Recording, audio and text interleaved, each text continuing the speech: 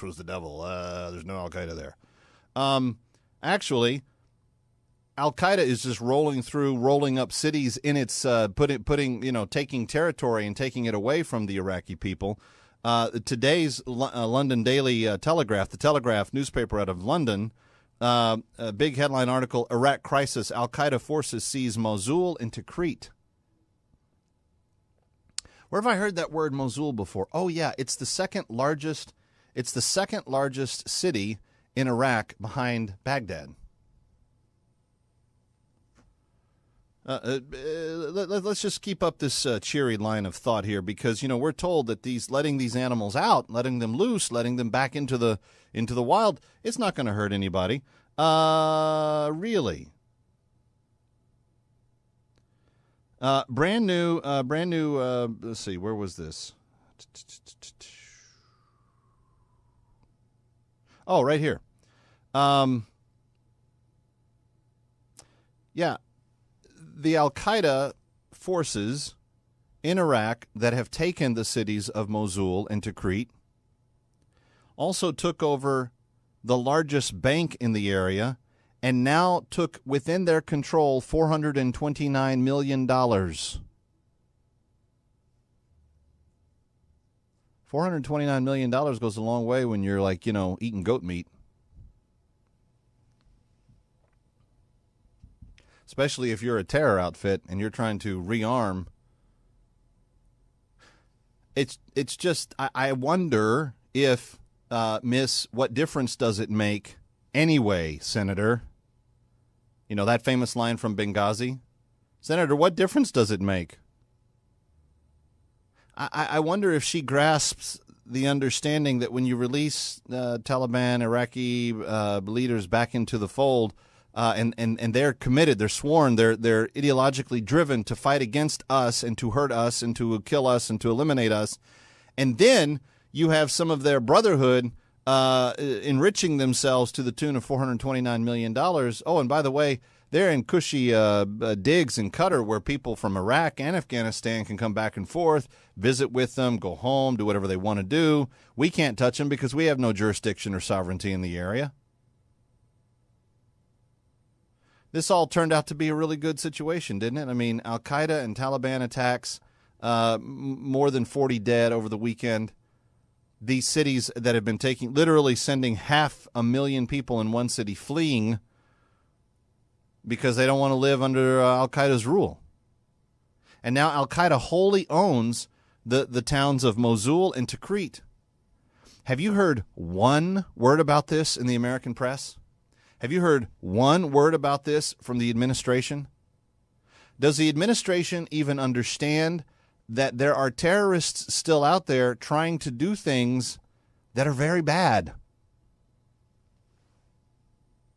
I wonder, because it's at times, it's times like this that I just... Because these five guys are out. These five guys are not a threat to the United States. It's just times like this that I think that some of those kinds of statements just, I don't know, they boggle my mind. 888-589-8840, 888-589-8840. Do they boggle yours? Let's go to Tom in Texas. Tom, glad you're with us. Kevin McCullough, glad to be with you. Welcome. Did you say Tom or Ty? Tom in Texas. Well, I'm in Texas, but my name is Ty, and thank you for all that you're doing and being very aggressive. Thank you, Tom. And I think that this gentleman that deserted us, I'm prior military also, and so is my son. He fought in Baghdad. This gentleman needs a lot of help. He needs to go through the court proceedings and then do the due process. You are hung. That's my statement.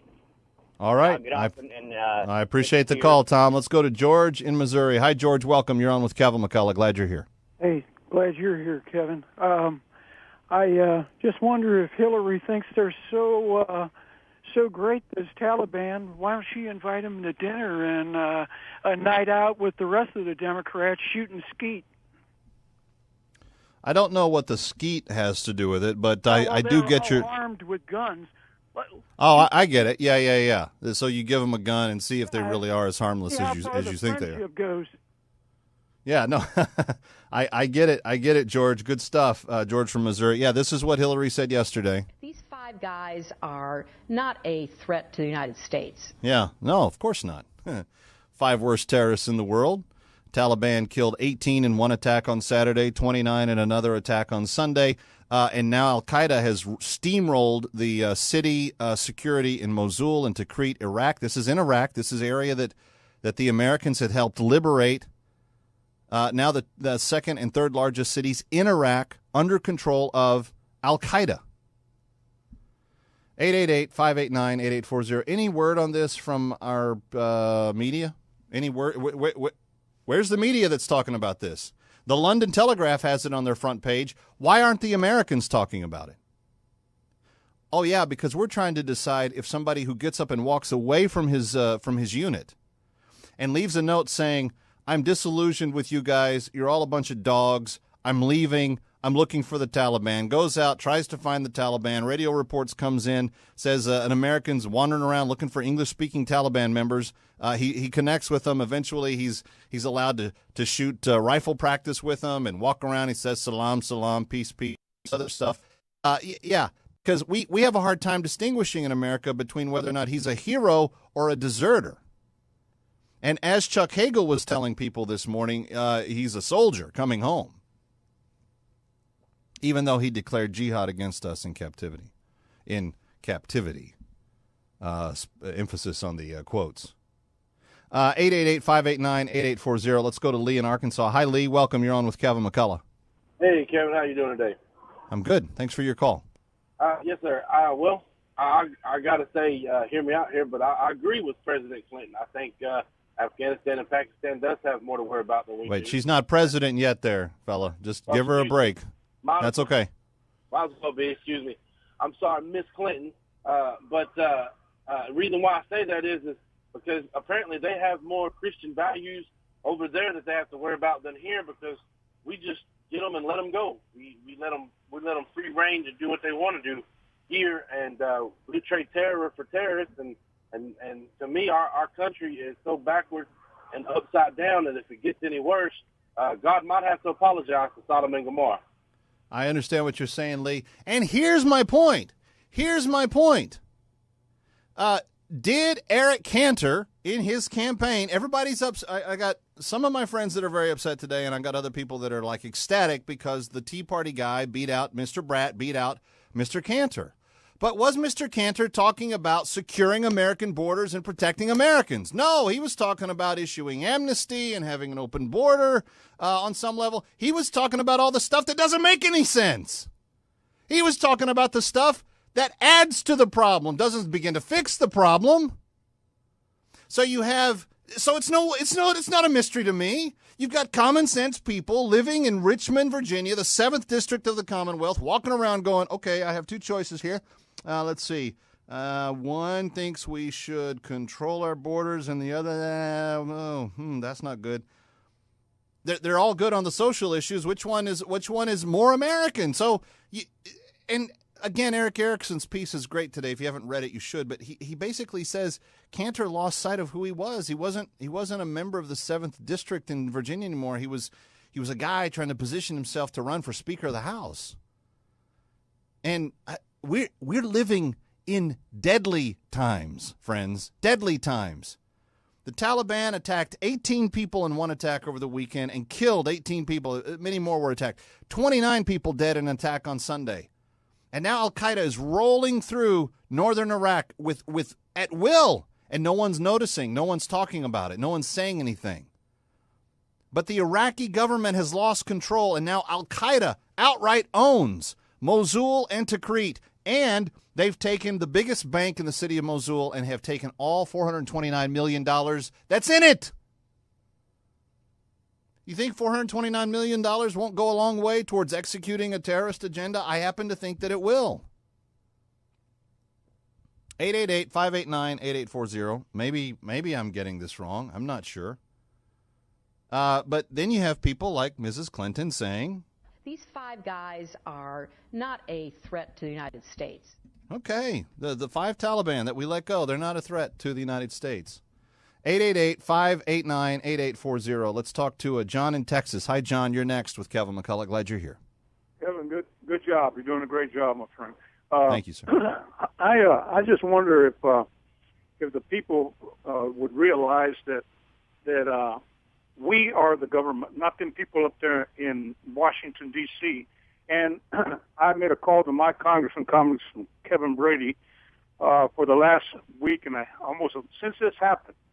And you know that I still can't get a straight answer or statement from my congressman who was elected by the 8th Congressional District of U.S. District of the state of Texas as to whether the president committed a crime or not. And, Kevin, I just feel like, it's time. I'm a pastor. It's time that we wake up in these pulpits and start addressing these issues from a biblical perspective, that the people in the pews will wake up to the fact that we are losing our rights left and right as we speak right now.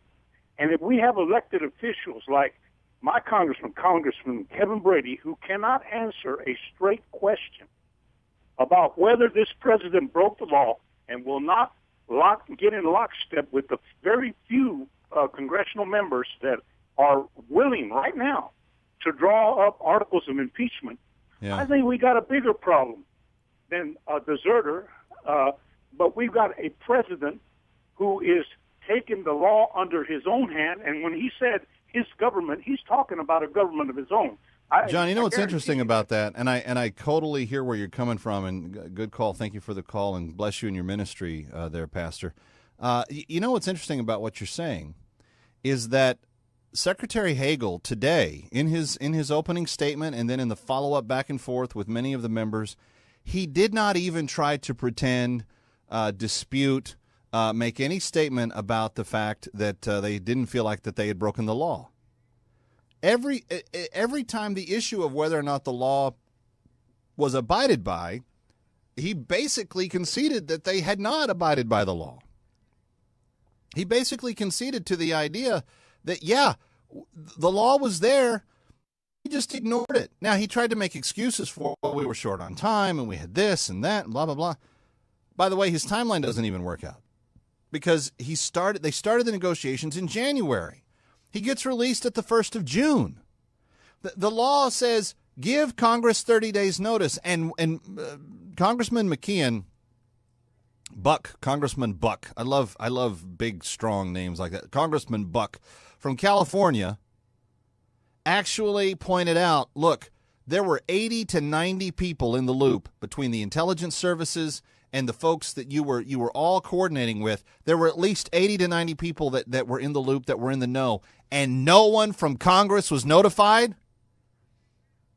You had 80 to 90 people that had knowledge of the actual plan, and only of which 2 may have been related to elective office, the president and maybe one other person, but 80 or 90 people involved and knew the discussion that was going on and knew the timeline, and you come up with some lame excuse that Congress can't be notified even though it's the law? Friends, it's why I said last week, I've held off and held off and held off and held off for 6 years. I wrote a best-selling book about this president.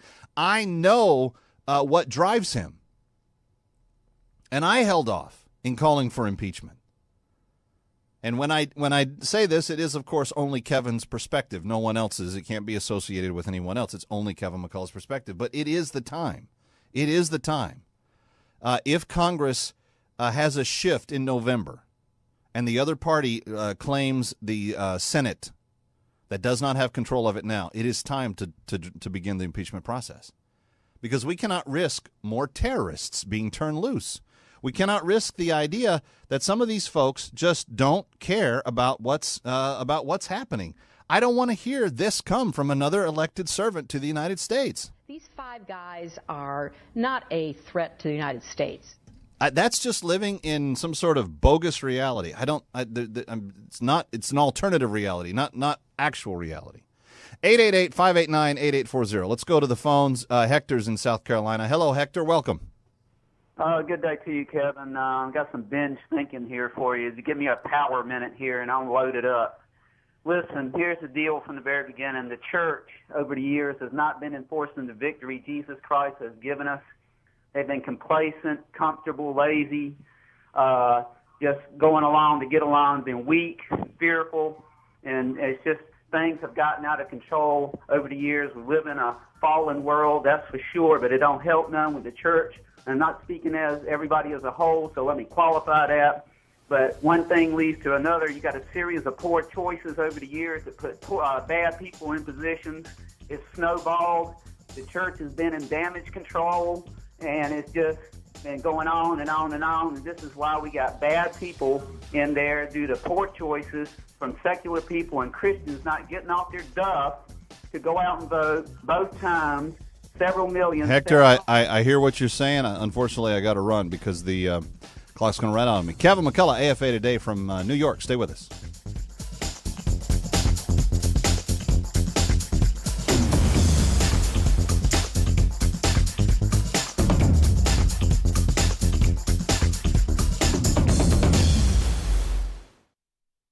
With today's Faith to Action commentary, here's Janet Porter.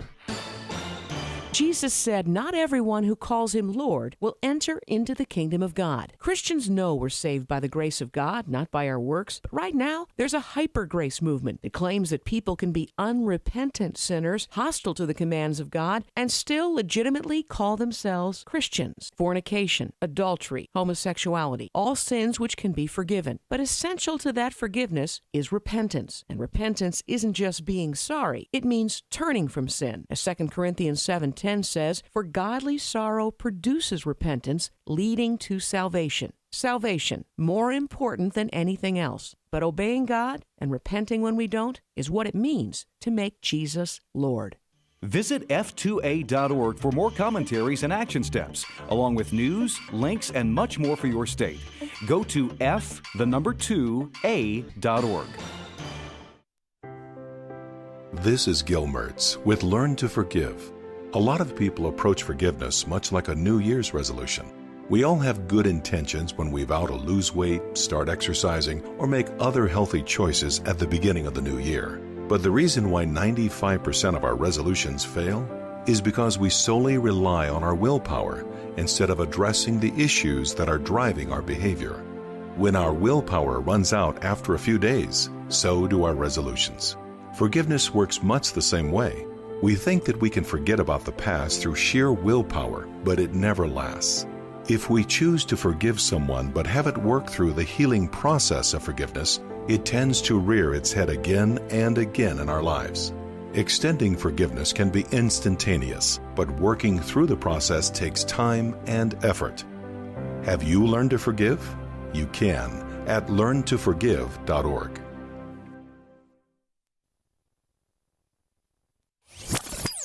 AFA Today. AFA Today. On AFR Talk. AFR Talk. From New York, the belly of the news beast, shadow of the Freedom Tower, across the street from the 9/11 Memorial and Museum, now residing in what was the footprint of Tower 1, and right next to the most historic cemetery in North America, the Trinity Church. It's AFA Today. It's Kevin McCullough. It's AFR Talk. We're glad that you're with us.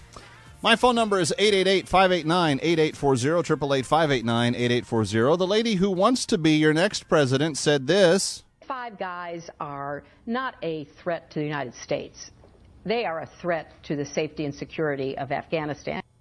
It's up to those two countries to make the decision once and for all that these are threats to them. So I think we may be kind of, missing the bigger picture here. I don't know what the bigger picture is. I don't know how you turn five terrorists who have all... They didn't vow to overturn Afghanistan. They vowed to kill us. Where's she coming up with that? I don't know. But you notice how she gets the inflection is very weird. It's like she's like an automatron, because when she's... And now it's very important that Afghanistan and Pakistan understand that this is for their security and they must do something about it. Why don't we do something about it? Why don't we keep people that want to kill us locked away so that they can't? Why is that hard? Sometimes I miss the bigger, simpler things. So I'm obviously missing something here. Let's go to Iowa. Lou is standing by. Lou, thanks for your patience. You're on with Kevin McCullough. Welcome. Yeah, a couple of things that you're saying. I haven't read or seen any evidence or heard from John Kerry or even anybody from the right that said that these people planned 9/11. I'd like to. Where did you find that information that these 5 people were the planners of 9/11? Where did you get that? Do you know anything about the resume of the 5 guys? Just probably as much as you have read, but I have not read one iota, one smitten of evidence, nor would I believe at all that the president or John Kerry or anyone, Hagel or anybody, would have let these people go if they were the planners of 9/11. Well, you can believe that if you'd like to, Lou, and we can agree to disagree. But I encourage you to go back and look at the resume, particularly of the 2 guys that vowed to go back to the field as soon as they were released. I would encourage you to look at their curriculum vitae and see what's on there. Well, did they say that they were the planners of 9/11 in the curricula? Did they say that they carried out the exact? They had things to do with it. Yes. Well, like what? Tell me now. Just let's because you've been throwing that out there that these people were involved. Were involved in 9/11, had planned 9/11, had contributed to 9/11, and what were the actual documents that I can go in and actually see? Because the ones that you're talking about, there was nothing in there that these guys planned 9/11. They were Taliban. Well, if you don't think the Taliban had any operational associations with al-Qaeda and therefore no direct operational or programmatic, pieces of that, then you're not gonna believe that. But I don't think there's like this huge dividing line between the Taliban and al-Qaeda. I think they were working for the same goals. The Taliban gave harbor and host to al-Qaeda, and they worked together to achieve what they did. And they've declared that they're going to come back after us again, Lou. Well, we're making generalizations here, and it gets mixed up because, So let me ask you this: Do you think that Secretary Clinton is right? Do you think these guys are not a threat to America in any way? I think Secretary Clinton and John Kerry and Hagel and the president all know more about this than we do. Okay, I think there's things that they know that we don't. What know. about Senator Feinstein? Do you think Senator Feinstein is in the know on this stuff? Well, apparently she wasn't in the know because she's pretty angry about it, but she has her reasons for that, but yeah, because she's been standing the post on national security about 4 times as long as Chuck Hagel, and at least twice as long as Hillary Clinton. So she's seen the confidential documents and the assessments and the threat assessments. The Wall Street Journal got a hold of the assessment that was prepared by the intelligence agencies, and in today's edition are reporting that everyone sitting at that table was aware of the likelihood that these guys are going to return to the battle, not against Afghanistan and not against Pakistan. They're going to return to the battle against the United States of America, and that's what the classified assessment said from the intelligence agencies, CIA, FBI, and the others, national security, that were all in on the conversation. They said that these guys knew that. Well, and that could be, and as John Kerry said, that he could guarantee that at some point they would come in, but there also probably will be a drone flying around to take them out. That's what he said. He said that, wow. that if they do want to enter the field of battle again after 10 or 12 years of whatever they've been out, that there might be a drone or there might be something that could take them out, and I respect him for that. Now, wow, that sounds confident. Do you think that's more likely that a drone will kill them, or that we could keep them locked up and prevent them from attacking us? Do you think that we should, as the military always says, never leave anyone behind? I don't think this guy was part of our military anymore. He served in the military. He served 5 years in the military. He abandoned our military on one of its most important outposts. He walked away from it. He left a note. He left an email to his parents, and his dad said, "You got to do what you got to do, son." Well, he was. Tell me, was he a soldier? Was it? You just yes or no? Was he a U.S. soldier? Not at the moment you walk away. No.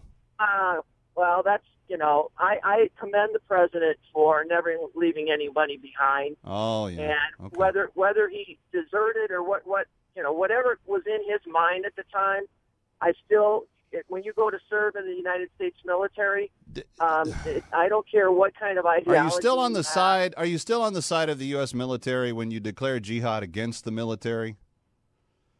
Are you still on the side of the U.S. when you declare that you're a mujahideen and you're with the Taliban and you're seeking the Taliban and you want to be part of the Taliban? Does that sound like someone who's still in the U.S. military? Well, you mean in the videos that he made, or where did you get this now? Where did he in the videos that he made? Man, Lou, you got to do your research, son. You got to do your research. Look, there's a pile of documents. There's a pile of documents called sit reps that were compiled by one of the subcontracted Defense Department intelligence groups that was gathering field intelligence. And if you had seen any of the headlines last week, you can trace it. Google it. SITREP. Go look it up. I believe it's in document number 13. There's this in-depth report about what is going on with Bergdahl while he's in captivity. Read that thing. It'll make the hair on the back of your neck stand up. Well, I will go in and read it. All right. Thanks. I appreciate it. 888-589-8840. Let's go to Joan in Texas. Hi, Joan. Welcome. You're on with Kevin McCullough. Hello. My question to that young man is, what about the president leaving his own ambassadors behind while they're begging for help and he didn't send any help? Joan, you can't bring that up. Lou doesn't have an answer for that. How can we leave two of our Navy SEALs behind? How can they be begging to be sent to go rescue people like they're trained to do? And Secretary of State Clinton says to Gregory Hicks, the number 2 in Libya, "I will call you right back," and he's still waiting for the phone call. Where'd the president go after 5:15 on 9/11/2012? And why did he not show up again until 6:30 the next morning? I'm dying for some answers to these questions. But Kevin, unfortunately, too many young people don't do their research. They just drink Kool-Aid, and unfortunately, they think that way. I have a question for you. Okay. What about when they talk about all these people that were aware of the switch and all this? My concern is how many Muslim Brotherhood members were part of this swap. Our Washington, D.C., it's so overrun. Remember when Michelle Bachmann said, let's check into Hillary's main girl that was working for her, and everybody was so highly offended. I'm not saying this lady is a bad person. I'm saying our government is so infiltrated and taking so much advice from these Muslim Brotherhood. Well, they're not imposters. Not imposters. They're members and sympathizers. And you're right. Her right-hand assistant is someone that has great sympathies towards the Muslim Brotherhood, and also has relatives. I believe it's a cousin and a brother-in-law or something within an arm's reach like that are at posts within the administration. There's more than a dozen that are members of the Muslim Brotherhood, and there's like 2 more dozen that have very loose associations with them that are sympathetic, some in some way express support for them. And again, I just recommend do a Google search on the name Brooke Goldstein and her organization, because she's doing the best work on that of anybody in America, and she's actually got a list of everybody that's in the current administration that has a connection to the Muslim Brotherhood and what that connection is. Let's go to Keith in Texas. Hi, Keith. Welcome. You're on with Kevin McCullough. Glad you're here. Thank you. I just had one comment about why things keep happening the way they're happening, and basically it's because Obama is a Muslim. He's going to do what it takes to push a Muslim agenda, and our leaders aren't really elected on what they're going to do for the country anymore. It's all a popularity contest out there. Yeah, you may be right, Keith. Here's the thing. I don't know that getting into the debate of knowing the inside of his brain in terms of his religious affiliation or his ideological affiliation, I don't know that predicting what only he is inside of his head, I don't know that helps us. The reason that I called for his impeachment for the first time after almost 7 years of him being in office last week was because I felt like in the past, the things I disagreed with him on were just annoyances or mildly offensive, or they were policy directions that I wildly disagreed with. But that's the consequences of elections in free markets. You elect the people that you want, and if you don't elect them, then you get what you don't get. I mean, you get what you don't want. But I felt like his actions in releasing the 5 terrorists following the heels of his actions or lack of action in Benghazi, I thought developed an unmistakable pattern of treachery that is leaving the best of America behind, not thinking about what's good for our people or our citizens, and at the very end of the day could be very, very dangerous for many Americans around the globe. And when you set the 5 terrorists free, to me, that's kind of the last straw. You broke the law to do it. You didn't tell Congress. There was no oversight. Now you're out there, forgiveness is easier to ask than permission kind of thing. That's kind of where you're at. You've committed treachery. To me, that is impeachable. You are now putting us at physical risk of new attack. And while I was before willing to live with the disagreements that I had with him, now I feel like he's endangered the nation, and I feel like that's why we have to impeach him if there is a congressional change come this fall. But we will have to wait and see on that. Let's go to Frank in Kentucky. Hi, Frank. You're up next with Kevin. Yes, Kevin, I heard yesterday on American Family Radio, AFR rather, that Boehner was going to move so no one else will be. In other words, he's going to make it possible that it won't be taking any more prisoners out of the Gitmo. So I don't know if he'll do it or not. And furthermore, if you impeach this guy, I don't like him either, but you got to put up with the other guy too. Mr. Biden.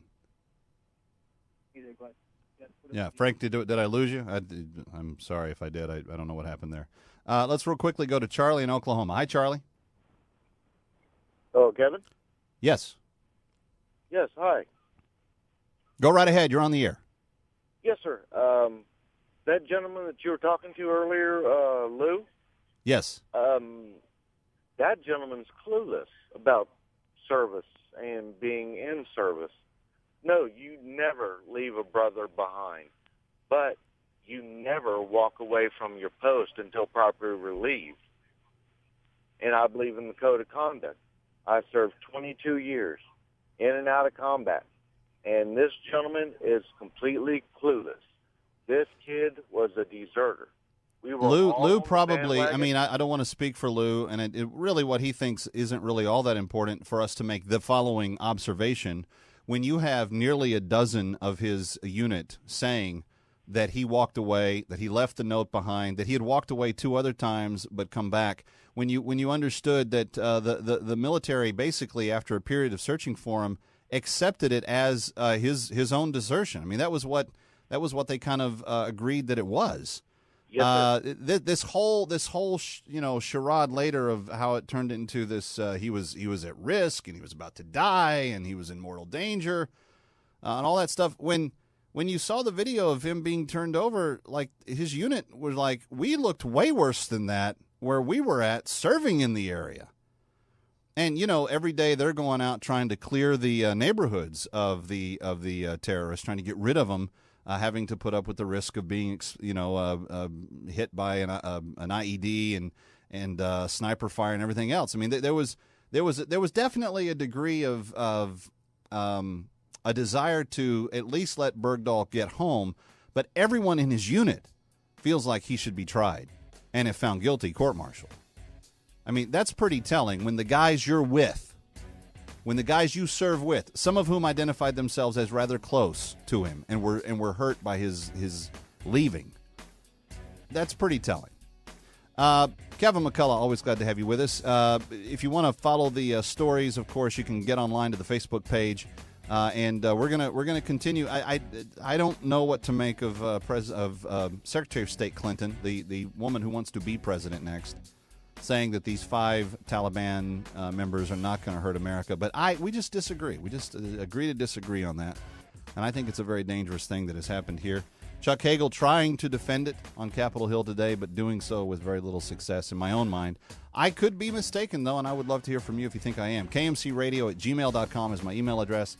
KMCRadio@gmail.com. You can also find me on Facebook or tweet me at KMC Radio. It's easy to do it that way as well.